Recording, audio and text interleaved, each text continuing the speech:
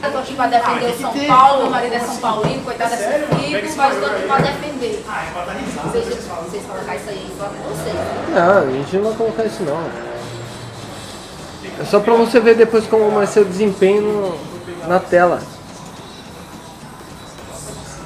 É isso aí, essa semana a gente resolveu fazer uma coisa diferente. Provavelmente uma vez por mês a gente vai fazer. E a pauta que a gente resolveu discutir aqui é presidentes de clubes, administração dos clubes. Porque o Paulo Nobre deu uma entrevista aí recentemente e falou que se gostaria de escutar de qualquer presidente de clube, né? Exatamente. E ele nada mais fez do que retratar o que está sendo o Palmeiras hoje, né? Ele mostrou nessa entrevista como se administra um clube num momento difícil e como trata esse clube na hora que ele tem os recursos para poder investir. Ele citou diversas situações, tudo, principalmente o lado crítico, que foi muito difícil para ele de trabalhar, né? Foi o ano passado, o porquê que o time foi montado daquele jeito, o porquê que o clube foi administrado daquele jeito, né? E a partir desse ano a situação está totalmente diferente, é uma administração totalmente diferente, com objetivos de médio e longo prazo. Então é uma cabeça de administrador realmente. Uma coisa muito importante que ele falou nessa entrevista, que eu já vou lançar logo de cara para vocês aí, então, é a questão do presidente pontual. Aquele presidente que faz de tudo para o nome dele ser lembrado e que ele se acha acima do clube e que ele vai gastar o dinheiro que for para montar um time, para ter um título, para falar, ó, fulano de tal deu um título pro time. Ele não citou o nome, mas é o Aidar que ele está falando.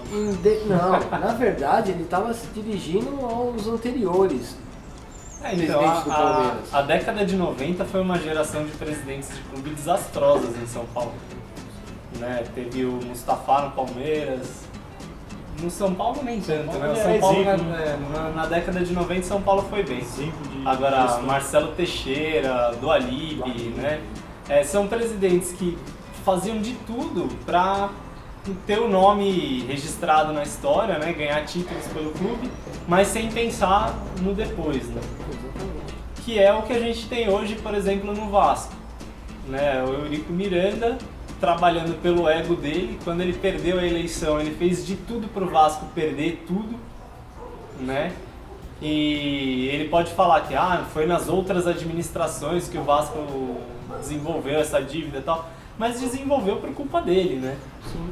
Porque ele trabalhou contra as administrações que estavam lá, que tinham tirado ele do poder. E o mais impressionante, no caso do Palmeiras especificamente, é que a oposição não consegue sequer falar mal, né?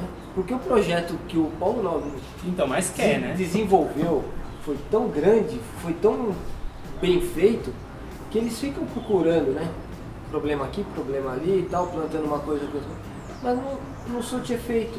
Tanto é que depois da eleição, o adversário dele lá, o Perscamona, que é um retardado, é um imbecil, que seria mais um desses que ia utilizar o clube para marcar o nome dele na história e ponto, né? Ele estendeu a mão e falou, vamos aí que esse é o caminho. O Palmeiras está fazendo uma coxa de retalhos ali de projetos, né, que são projetos que deram certo em outros clubes, mas que os outros clubes só fizeram aquilo, né? Por exemplo, o sócio-torcedor foi claramente espelhado no fiel torcedor do Corinthians, que era um projeto de sucesso. Mas no Corinthians foi só isso, né, que deu certo. Aí ele fez o teto salarial lá, que parece que os clubes de Santa Catarina estão administrando isso, mas é só isso que eles fazem, né? Então tem o contrato por produtividade e tudo, e aí quem não quer, meu amigo, não aqui.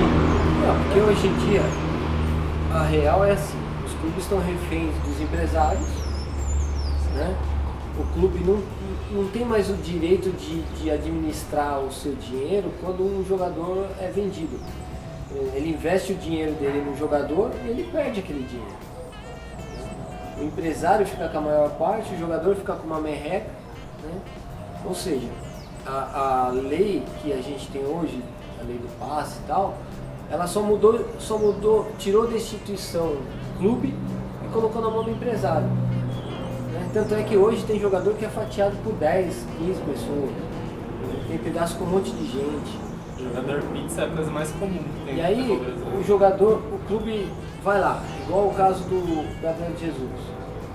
O moleque é criado na base do Palmeiras, o Palmeiras na época não tinha dinheiro, fez um contrato com o moleque e o Palmeiras ficou com 30% do moleque. O empresário tem 70%. Isso não pode acontecer com time nenhum. O cara desenvolveu o moleque, criou o moleque, ensinou o moleque, deu a chance pro moleque. Ele tem que ter o direito de, quando o moleque for para um outro clube, ele receber por isso. O Roberto de Andrade também deu uma entrevista aí recentemente. Ele reclamou muito disso, né? Que o presidente anterior do Corinthians, como é que era o nome dele? Sanches. Não. Caralho. Do Alíbio. Não. Aquele que era delegado. Esqueci o nome dele. Desculpa. Mas ele, vendo o Corinthians crescer em dívida, ele negociou toda a base do Corinthians. Toda a base. Então todos os jogadores da base do Corinthians, com exceção de alguns pontuais, são jogadores pizza, né? Tem fatia de empresário, fatia de outro clube e tal. E aí ele falou, o Corinthians está tentando resgatar a base. Aí quando você vai ver, os jogadores da base não são do Corinthians. E aí o Corinthians vai ganhar o quê? Vai promover o jogador. Vai promover o jogador e não vai ganhar nada. Então tem um ou outro ali que são 100% do Corinthians, que são esses moleques que estão entrando no time principal, né?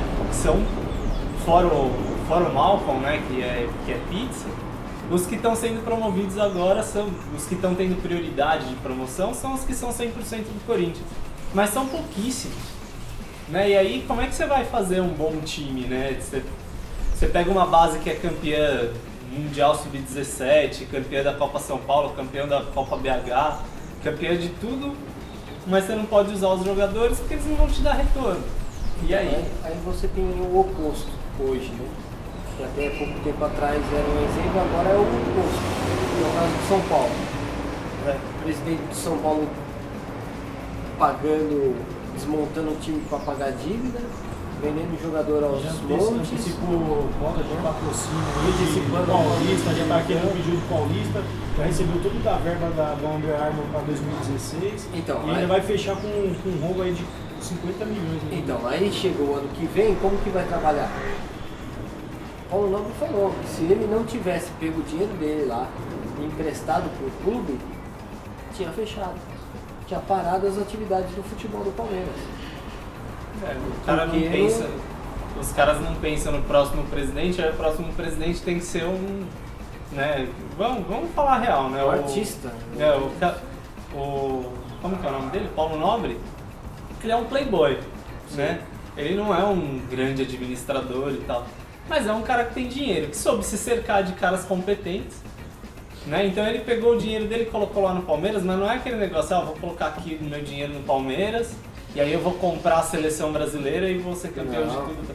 Não, ele foi pelo lá... Pelo contrário, e ainda ele protegeu o clube com relação ao pagamento dessa dívida. Né? O clube vai ser obrigado a pagar o Paulo Nobre, né? Com taxas assim extremamente baixas de juros, e se por acaso, porventura, tiver um ano que o Palmeiras não tiver como pagar essa dívida, ela passa para o próximo ano. Então, ele até citou como que o clube consegue dinheiro emprestado de banco. Ele tem que ter o patrocínio principal, a cota de televisão, e tem que ter mais uma outra coisa lá que eu não me lembro agora. E imagina a situação do Palmeiras ano passado, que não tinha patrocínio, a cota de televisão já tinha sido fritada. Nessa época o São Paulo tá ligado. E aí o que acontece? Você tem um patrimônio que você vai ter que penhorar. Agora um clube que dá Banco, dó. Só concluindo, o banco para emprestar para time de futebol é o que a gente ouviu hoje. É juros absurdos porque sabe que a chance de calote é grande. Isso aí foi o Fernando Fernandes que falou no programa do Neto. E é verdade, né? São juros altíssimos. Ele já tinha falado por conta da dele isso. também. Mas um clube que dá dó, assim, que eu vejo, não é zoeira não, gente, é falando sério. Um clube que dá dó é o Santos, cara, porque assim, o Santos não tem a mesma arrecadação que os clubes de São Paulo, isso é fato. Mas o Santos é o clube que mais forma jogadores, e você vê aí todos os jogadores que estão em destaque hoje aí na Europa, cara, ou no Brasil mesmo. Neymar, Robinho, Diego, Ganso. Agora o Lucas Lima. Só aí foram 4. Olha o dinheiro que esses caras ganharam. E onde foi parar esse dinheiro? E onde foi parar o dinheiro do Santos? O Santos, eu tava vendo ontem, o Santos tem uma dívida quase igual a do Corinthians pra pagar. Quase igual a do Corinthians. Só que como é que paga? Daqui a pouco ele vai tentando ter um estádio. Daqui a pouco ele vai chegar lá, vai vender o Lucas Lima. Vai vender o Gabriel. Não, o Lucas Lima é 20% do Santos. Então, vai vender os caras e aí? Eles revelam os jogadores, mas eles ficam sem nada, impressionante. Pois é, o Lucas Lima ele foi fatiado pra saldar uma dívida, né? Não, então, o Santos tá rezando, pra todos os Santos. Acho que o Barcelona vendeu o Neymar. Pra ganhar uma... o Manchester United aí fez uma proposta legal. Legal não. Legal. Aquilo lá é... Legal, dá pra comprar um país com aquele dinheiro. Chegando às casas dos bilhões. Mas eu não sei se o Barcelona vai querer vender, né? Se bem que o Barcelona também não tem muito apego com esses jogadores que não são da base do Barcelona. Então assim, se o Santos ficar com 5% dessa grana, é uma puta grana. Mas não vai fazer nem cócega nas dívidas do time. Mas tomara aí, né? Vamos torcer. Independente da carreira do Neymar, vamos torcer aí pela salvação do Santos. Eu torço pro sucesso de todos os clubes, porque o futebol não vive de um time só. Eu até falo que essa questão da cota de TV eu acho que é muito injusto. Não só a distribuição do dinheiro, mas a distribuição da transmissão disso. Não deveria ser uma emissora só, deveriam ser 4, 5, para você poder servir a todo mundo por igual. Né? Porque você mostrando um time só, você só oferece um produto, sendo que você tem vários. Né? E aí você fala, mas aí, tipo, a paixão, tem mais hip hop. Não, cara, você tem que dar chance pra todo mundo, porque aí vai ter mais palmeirense, vai ter mais santista, vai ter mais são paulino, mais corintiano, mais atleticano, mais vascaíno, vai ter de tudo pra todo mundo. Né? Você imagina, sem ter jogo na televisão. Né? O Palmeiras está arrecadando com cota de TV, estádio cheio, pay-per-view. Imagina divulgando isso. Eu acho que tem que ter uma concorrência entre as emissoras, só isso. Só iniciar uma concorrência, de verdade. Concorrência, não o que é feito entre Globo e Band aí. Não, isso aí não. Isso aí a Globo tem o direito e empresta o direito com a Bandeirantes. E a Bandeirantes, se a Globo passar o Santos, a Bandeirantes não vai poder passar o Corinthians. Não, vai ter que passar o mesmo jogo para falar que está tendo concorrência. Mas enfim, eu acho que, a gente discutiu aqui, né, a questão dos presidentes, das administrações. Eu acho que seria ótimo se todo mundo fosse igual ao Paulo Nobre. Claro que a gente nunca sabe, né? Vamos saber a realidade do seu clube, lógico. Vai saber se o cara não é corrupto, tal que nem o Roberto de Andrade. Eu gosto dele como presidente do Corinthians, eu acho que ele está fazendo um trabalho bem feito, mas todo mundo sabe que ele tem rabo preso com o Andrés. E todo mundo sabe quem é Andrés Sanches. Né? Então, não vou falar nada para não ser processado, porque eu já não ganho nada para fazer isso aqui. né? Então não dá pra ser Não processado. tem provas também. Né? Não tem dá provas, mas todo mundo sabe, né? É aquele negócio que tá na boca do povo. Então, a gente sempre fica com o pé atrás. Mas se todo mundo fizesse uma administração coerente e consciente, acho que o futebol brasileiro seria muito melhor. Inclusive isso vem de uma herança, né, da década de 90 que foi muito ruim. Sim. Então, eu acho que o Brasil tem muita culpa nisso por ter colocado para o mundo esse tipo de valorização. sim, Supervalorizar o futebol. E aí, o Paulo Nobre mesmo na entrevista fala que ele se assustou e se assusta até agora com os números do futebol. São coisas astronômicas, mas que ele teve que aprender a lidar com esses números, aprender o porquê desses números tão altos. ele não é o único que tem que aprender. Então, a gente já está sem tempo aqui, vamos encerrar o papo por aqui, mas com aquele recado de que tomara que todos os presidentes de clubes aprendam a lidar com esses valores para salvar clube, o futebol nacional, porque o futebol brasileiro está cada vez pior por causa disso. Pense no clube, não no seu nome. O Rafael ficou quieto o bloco inteiro, mas beleza, vai Corinthians. Vai pro inferno. Dale porco.